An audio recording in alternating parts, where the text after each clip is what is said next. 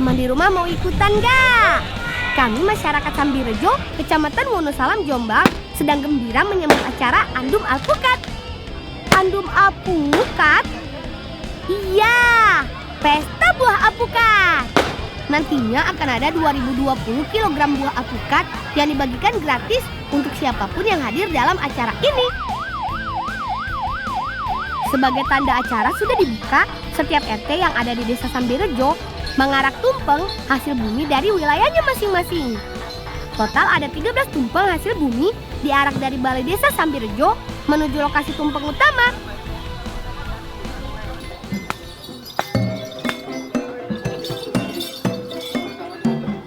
Setelah berjalan sejauh 1 kilometer, akhirnya arak-arakan ini sampai juga. Itu dia tumpengnya. Besar banget kan?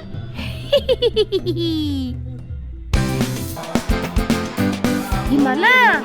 Yuk, kita mulai bagi-bagi alpukatnya. Tenang, tenang. Jangan rebutan. Semua pasti kebagian. Yang penting tertib ya. Kalau kata Pak Lurah sih, kegiatan seperti ini akan rutin diagendakan setiap tahun. Ini bertujuan supaya Kecamatan Wonosalam dan Desaku Sambirejo dikenal masyarakat luas. Sebenarnya acara ini sebagai wujud syukur masyarakat atas melimpahnya hasil bumi yang ada. Makanya hasil bumi seperti alpukat, duren, manggis, dan salak dibagikan secara gratis supaya masyarakat lain juga bisa menikmati berkahnya. Nah, kalau teman di rumah ingin ikut serta langsung dalam acara tumpengan ini, datang saja di bulan Maret. Biasanya sih di pertengahan bulan sampai akhir bulan.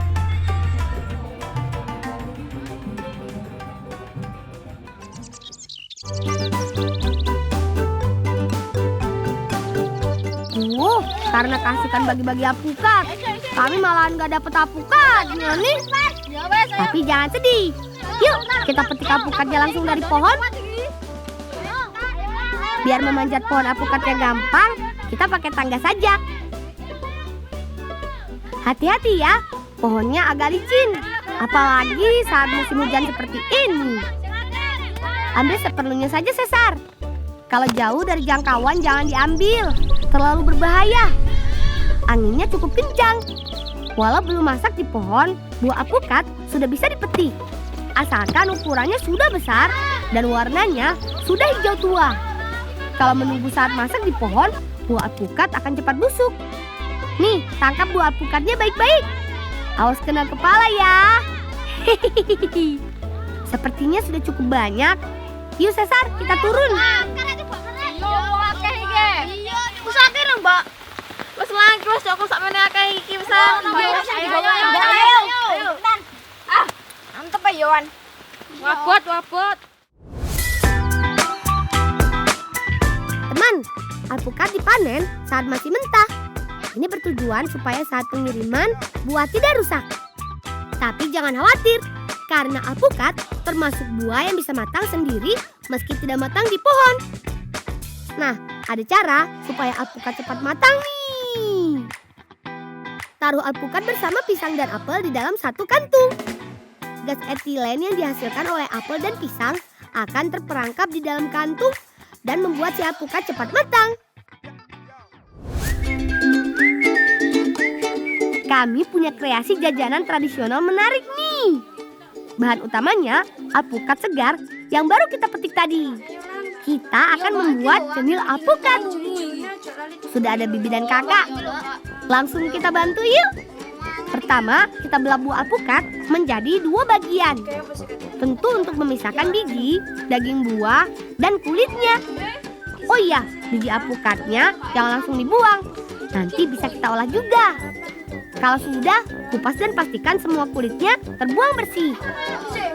Oh iya, kata bibi, setelah dikupas, bagian luar daging alpukat juga harus dibuang. Karena rasanya kadang pahit. Jadi, pastikan buah bagian dalamnya saja yang kita olah. Lang wis mari lang kek nomae lang. Nggih, Mbak. Proses selanjutnya, haluskan daging buah alpukat. Bu pun dados kabeh. Oh iya lang, suwun ya. Nggih.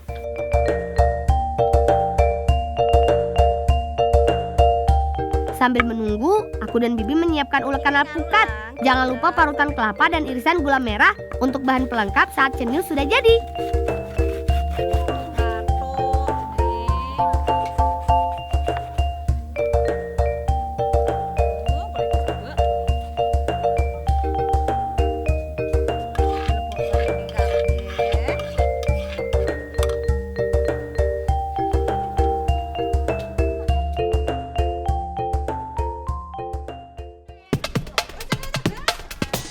Semua bahan sudah siap.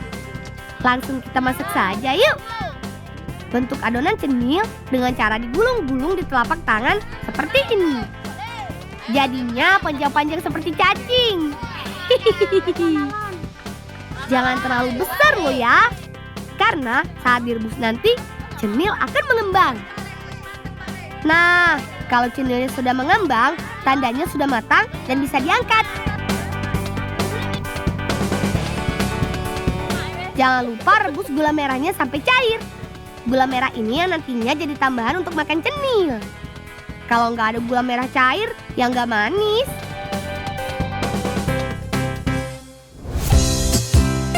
Seperti yang aku bilang tadi, biji alpukatnya jangan langsung dibuang.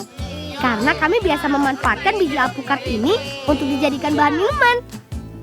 Bibi bilang sih jadi kopi biji alpukat. Walau tidak ada bahan campuran kopinya, tapi saat diseduh nanti, warnanya seperti seduhan kopi. Bahannya juga sederhana, hanya biji alpukat dan jahe. Pertama, kupas dulu kulit biji alpukatnya.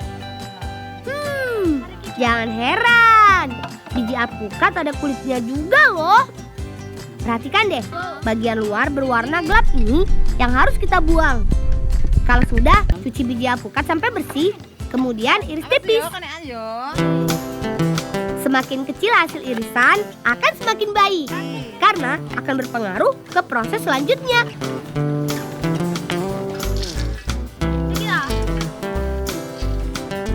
Siapkan juga jahenya. Jahe yang kami pakai untuk bahan tambahannya menggunakan jenis jahe emprit. Walau kecil, tapi aroma dan rasanya lebih terasa. Kata Bibi sih, lebih nampol. Nah, kalau semua sudah diiris, tinggal campur deh keduanya. Aduk sampai merata. Proses selanjutnya kita sangrai. Paling pasti menyangrai biji alpukat menggunakan belanga tanah. Ada alasannya nih, kenapa harus pakai belanga tanah. Belanga tanah nggak bikin jadi cepat gosong, walaupun kita lama menyangrainya. Proses menyangrai perlu waktu yang cukup lama, bisa 1 sampai 2 jam teman. Semakin lama menyangrai, aroma jahenya semakin tercium.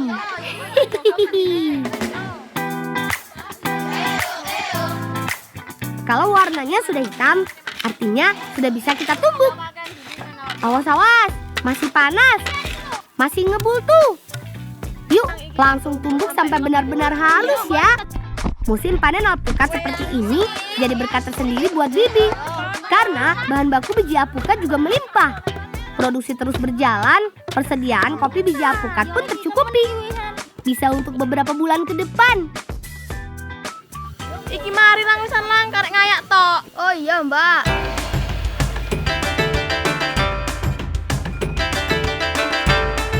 Nah, untuk menghasilkan serbuk yang benar-benar halus, tinggal kita ayak saja. Pastikan ayakan yang dipakai juga harus berlubang kecil. Jadi, tumbukan yang masih kasar akan tersaring. Gimana? Mirip serbuk kopi kan? Makanya, Bibi menyebutnya kopi biji alpukat. Kalau sudah halus begini sih, sudah bisa diseduh dan dinikmati bersama.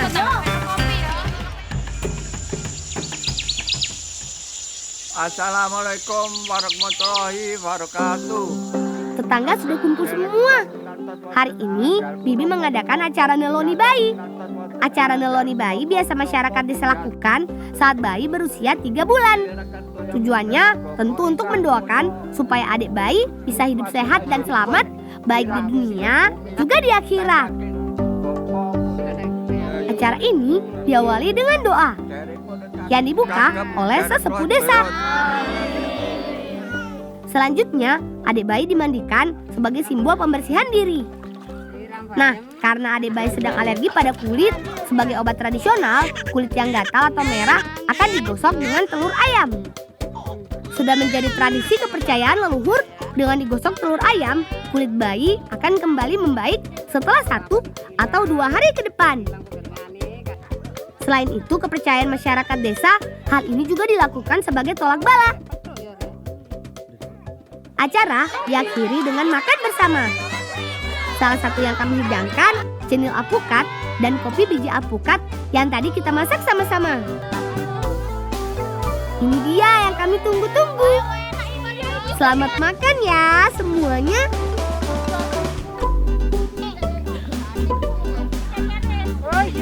Makan bersama ini memberikan makna tuan rumah berbagi rezeki kepada tetangga yang hadir. Dengan harapan siapapun yang hadir bisa memberikan doa kebaikan untuk tuan rumah, terutama untuk adik bayi yang baru saja diteloni.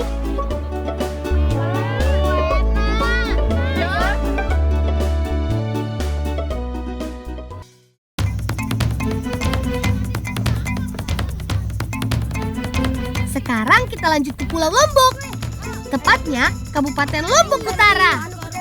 Teman, ini dia lokasi yang bikin kami deg-degan. Menyeberang lembah menggunakan kereta gantung.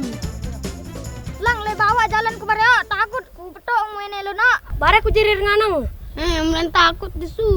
Sesian le bawa menjalan lesingan. Ya udah, nggak apa-apa. Sampai ketemu di seberang ya.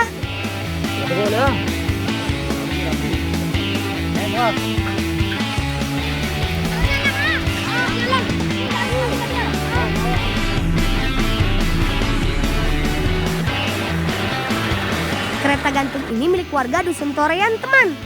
Masyarakat sengaja membuatnya untuk memangkas jalan darat yang sangat jauh. Setelah adanya kereta gantung ini, warga jadi lebih cepat mencapai kebunnya. Mereka tidak lagi harus jalan kaki lewat bawah. Yap, seperti yang Bayu dan Dani lakukan sekarang. Kereta gantung ini kuat mengangkut 320 kg, teman.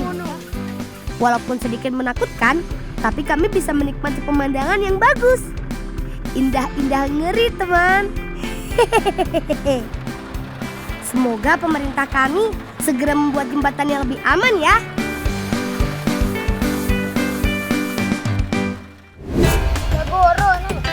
Untuk membuat tepung beras ketan, terlebih dahulu kita rendam berasnya kurang lebih 1 malam, teman. Ridwan, Bayu, masukkan berasnya ya, jangan sampai tercecer. Nah, ini yang sudah direndam semalaman. Daniel, bersihkan ya kotoran yang masih menempel. Baru deh, beras ketan yang sudah ditiriskan tumbuk sampai halus. Kalau ini serahkan kepadaku, teman. Beras ketan dikenal dengan teksturnya yang lembut dan lengket, teman. Beras ketan hampir tidak memiliki lemak dan kolesterol, jadi aman. Daniel, apa? Yung kue rokso. Apa? Sudah cukup nih, teman. Sudah halus juga beras ketannya. Langsung aja kita angkat yuk.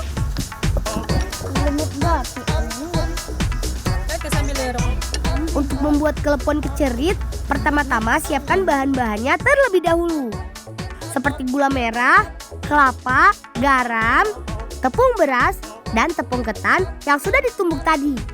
Kita bagi tugas ya, teman, agar cepat selesai dan makan.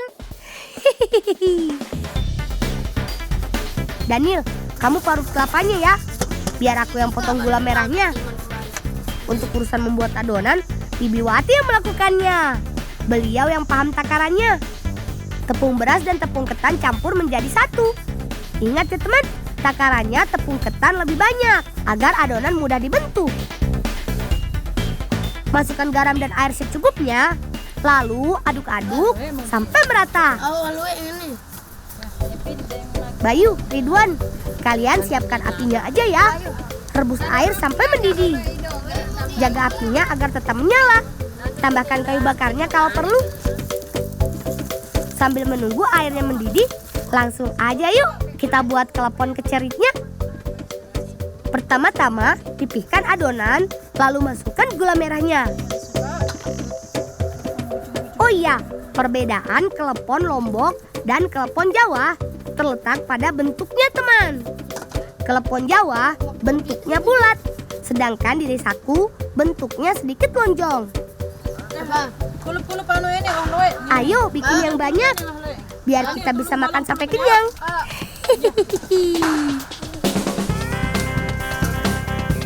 Nah, sudah jadi nih, saatnya direbus. Masukkan pelan-pelan ya teman, supaya tidak rusak. Tunggu 25 menit. Kalau sudah matang, adonan akan naik dengan sendirinya. Baunya enak teman, udah nggak tahan nih. Bi, ajarin kepala Bi. Oh, dah. Jangan paman ini dah bareng-bareng kan gitu. Oh.